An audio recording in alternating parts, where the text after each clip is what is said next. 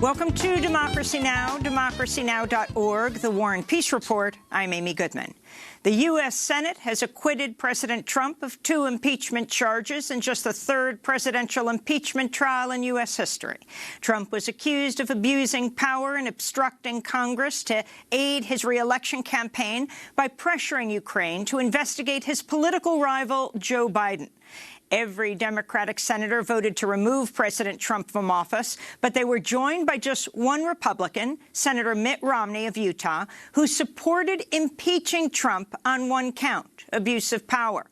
Romney became the first senator to ever vote against his own party's president in an impeachment trial. Senator Romney spoke on the Senate floor prior to his vote. The president asked a foreign government to investigate his political rival. The president withheld vital military funds from that government to press it to do so.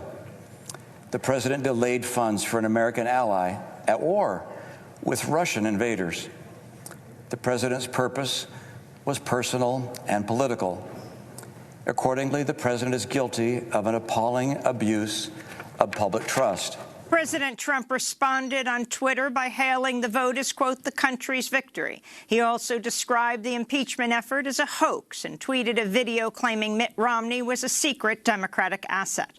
We'll have more on President Trump's acquittal after headlines.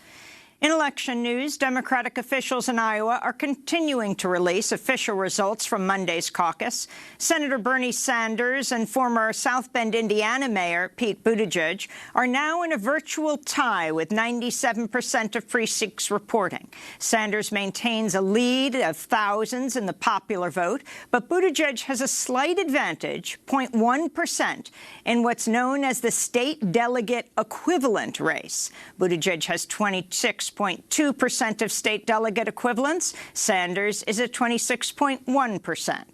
Democratic officials have attributed the chaos in Iowa to a newly created app built by a little-known firm called Shadow, which has ties to the Democratic establishment as well as the Buttigieg campaign.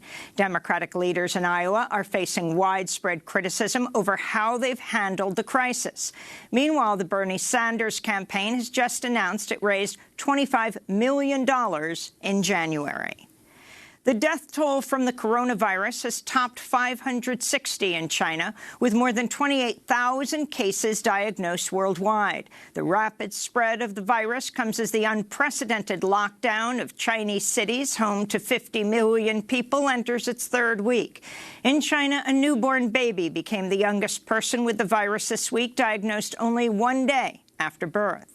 Meanwhile, a cruise ship with thousands of people on board, including 428 Americans, has been quarantined off the shore of Japan.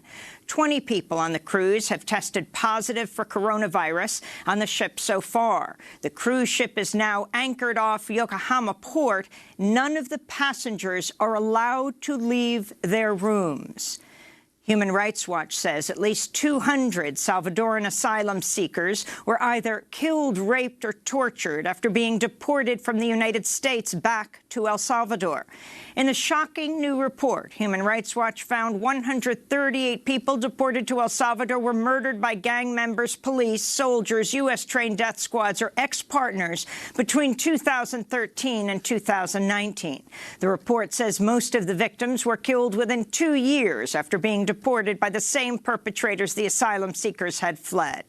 In more immigration news, the family of a 5-year-old Guatemalan boy being held at a family detention center in Dilley, Texas, says the boy is not receiving proper medical care for what could be a traumatic brain injury.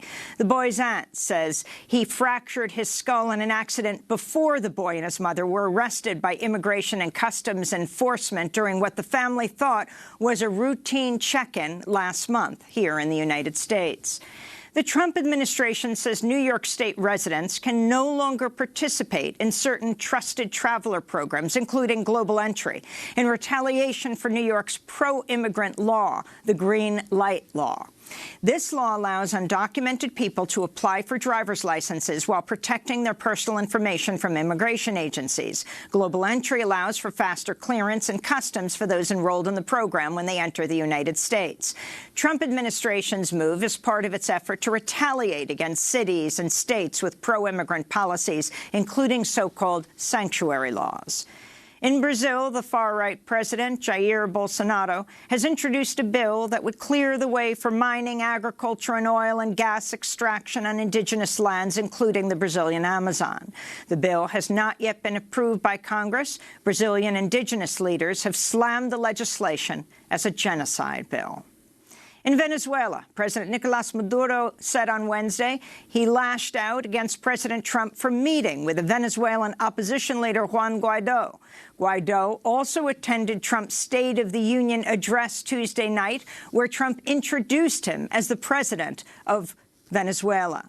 During a press conference after their meeting at the White House Wednesday, Trump officials told reporters, quote, "Any harm that may be caused on Juan Guaidó on his return to Venezuela will have very significant consequences." In response, Maduro, in a nationally televised address, warned Trump is, quote, "taking the United States towards a high-level conflict with Venezuela."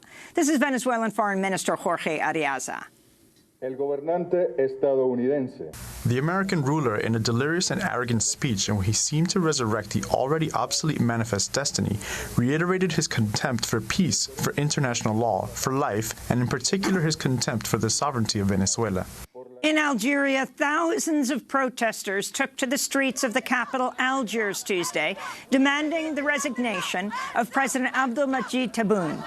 Mass anti-government protests have been demanding the ouster of the country's political elite for nearly a year, forcing the resignation of Algeria's longtime former ruler, Abdelaziz Bouteflika, in April. This is one of the protesters.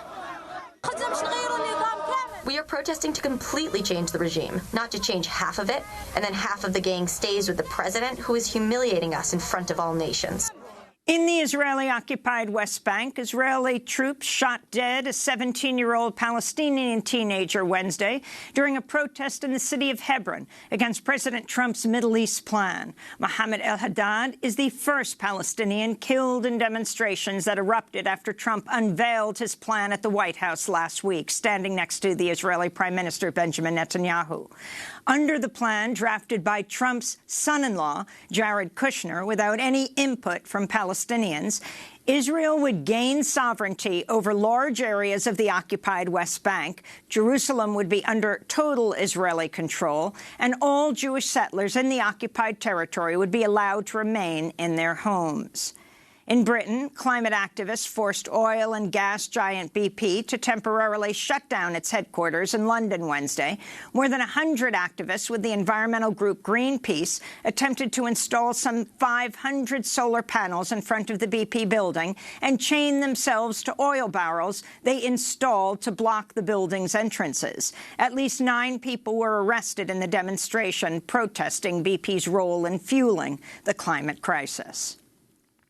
The city of Tulsa, Oklahoma, is slated to excavate part of a cemetery to search for a possible mass grave of African Americans murdered by white mobs during the 1921 Tulsa Massacre, one of the worst events of racist violence in U.S. history. On June 1st, 1921, a mob of more than 1,000 whites looted and burned the prosperous African-American neighborhood of Greenwood, often referred to as Black Wall Street. 35 city blocks were completely destroyed, and as many as 300 people were killed. Eyewitnesses say truckloads of corpses were dumped into unmarked mass graves. And in California, Governor Gavin Newsom posthumously pardoned gay African-American civil rights leader Bayard Rustin Tuesday, who in 1953 was jailed and forced to register as a sex offender after being convicted under laws commonly used to target LGBT people. Rustin fought against segregation and homophobia and was a pacifist who protested war. He was a key advisor to Dr. Martin Luther King and introduced him to Gandhi's teachings on nonviolence. He helped Dr. King start the Southern Christian Leadership Conference in 1957. Along with A. Philip Randolph, Bayard Rustin organized the historic 1963 March on Washington.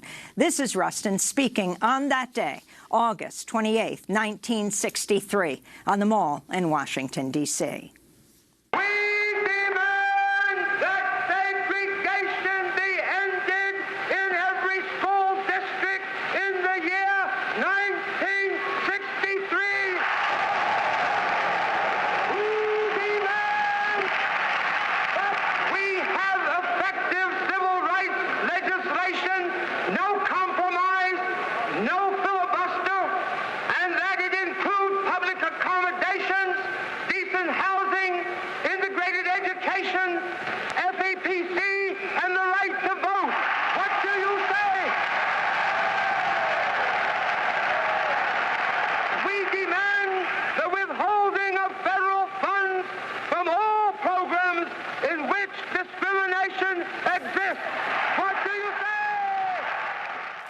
That was Bayard Rustin speaking August 28, 1963, at the historic March on Washington.